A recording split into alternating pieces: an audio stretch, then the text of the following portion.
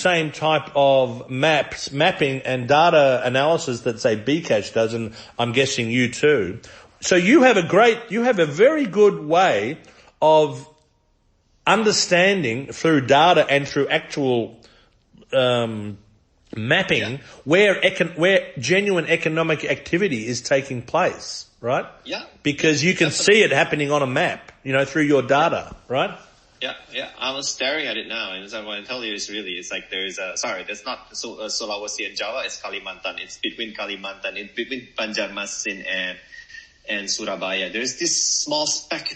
I don't even know what the heck is that. There is an actual island there. I can't believe it. It's like right in the middle, in between, because that's remote, man. Right? Yeah. It's like in the middle of the oceans, in between Banjarmasin and Surabaya. But what an incredible resource to have available to you if you're a regulator.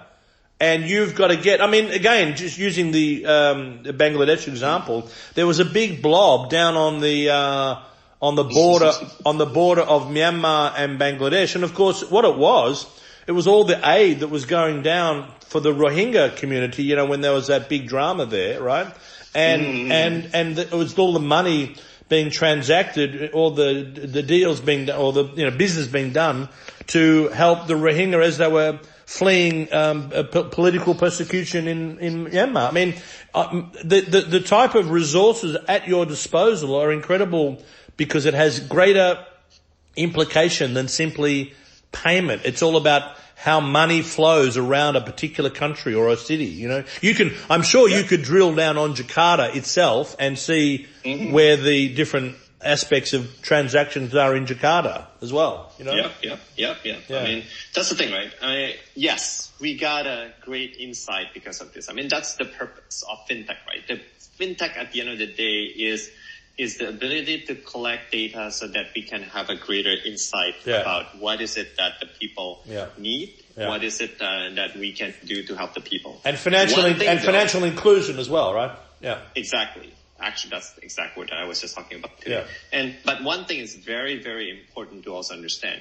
We never share our data. Never. We never even share the data to ourselves. Right.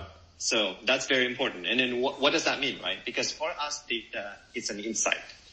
And an insight, it's used to actually provide a better product or a better service. Yeah. That's it. Yeah. We never sell our data. And then the way for us to do this, actually, we have a zero trust policy in our company. So meaning that no one, not even me, have access to the customer data.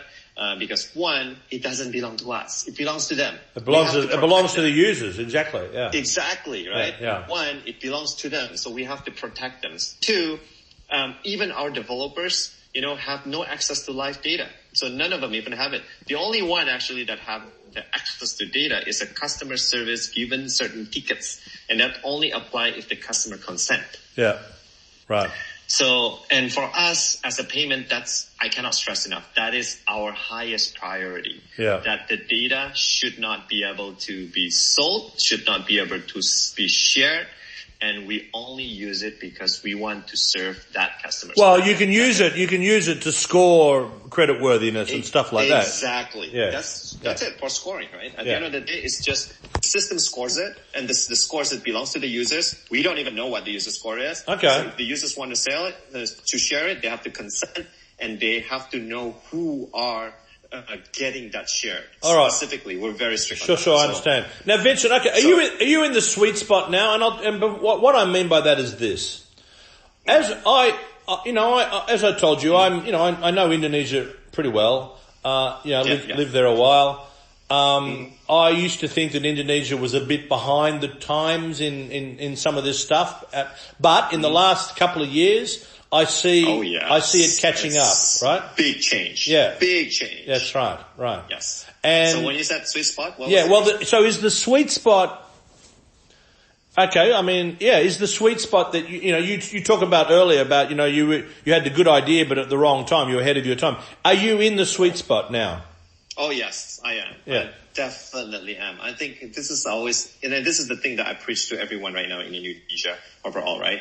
So, first of all, Dana, it's an ideal idea that come realized. Really, for me, it's an ideal idea that comes fully realized. Right. The best people I work with, the best thing I've ever had, the integrity, the kind of the cultures that we set. Yeah. Everybody that's believe in it. Everybody is here because they know of the impact to the society. It's an ideal dream realized, right? Yeah. And also, it comes at the perfect time. Why? There has never been a period right now where the bonus demography of Indonesia is actually more. Right. So basically, the productive age of Indonesian right now is more than the non-productive age. Okay. And at the same time, we come at the time when the government is actually supportive Right. of this initiative of the Yeah. digitalization. Right. We've been involved with everyone, right? With all the ministry, you name it. We've related to us, of course. We've been involved with them, and they are very supportive in Yeah. digitalization. If you take a look at the vaccine, what our government does with the vaccine is incredible. I mean, right now in Jakarta, and I'm not kidding, right? And it's the infections rate is low. Yeah. Hospitalizations very low. It's 1 or 2 hospitalization a day Yeah. per hospital. Yeah. Good. And, Good. And people are just Because it was out of control for a while. It was Yeah. out of control, and the reason because of the public holidays, right? The Ramadan, and Yeah, it was that's just, right. going everywhere. But after that, it's actually really, really. So someone like Sri Mulyani, who I know quite well, she would support. She's clearly supporting something like this initiative, right? It works for her. It is. I mean, we've worked with her office. We've met with all her dirjen, and then, for example, right, paying tax with the digitizing all the tax payment, right? Digitizing all the income tax and Right. everything, and then we already engaged with them directly, and not just her, right? Everything you talk it about the Ministry of Health, the Ministry of Trade, the Ministry of investment and economy, the Ministry of Tourism, everything. Everyone gets good for you. How do you cash out? Do you cash out? Catch up. What So do you how do you cash out? I mean, are you sitting on? Oh. Yeah. Is that the big idea, to cash out and move on to another gig, or is this your life now? No, I'm happy where I am. It's. I mean, you can see from my voice, right? I told you, this is my ideal. No, you're very enthusiastic. It's exactly. Yeah. I love it. And I can see how it helps people. Really, without these digitalizations in Indonesia right now, compared to anyone in any countries in the region, we're one of the fastest in terms of digitalizations, even more so than Singapore. Yeah. Don't sell. Keep going. Don't sell. I love it. Tell the Wijayas to go away. No, here's the thing, right? And what's the thing, right? It's like when you talk about inclusion, I really want to say inclusion is not just about having people into the financial ecosystem, but actually it's having people benefit to be in it. I mean, right? It's everybody kept talking. It's like financially inclusive, so everybody should get land credit. Everybody should get insurance. Everybody should get saving. Well, here's the thing. First, they should benefit out of it first, not just we're milking money out of them, right? Yeah, sure. And I've never seen an inflection points where the good and big social impact that's benefit for everyone, and ability to us to actually where they combine, where they meet each other's.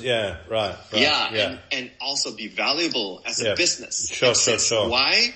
Because Indonesia for the longest time has been one of the very most inefficient. It has. Infrastructures for financial services. It has. Yeah, it has. Right? You're right. So that big saving is good for everyone. Yeah. Good for the business that's doing it, and then really good for everyone. Cool. So that's why I'm happy. Vincent, I'm so excited. I love hearing that story, because my view of Indonesia, I'm not dark on Indonesia, but my view of Indonesia, I left there 10 years ago. So, but it was of a place that had so much potential, but was so inefficient. That was my feeling about it, Exactly. And that's changed. You should try to check us out, seriously. And then when you try, first thing, open Dana, And when you try, even, if you're vaccinated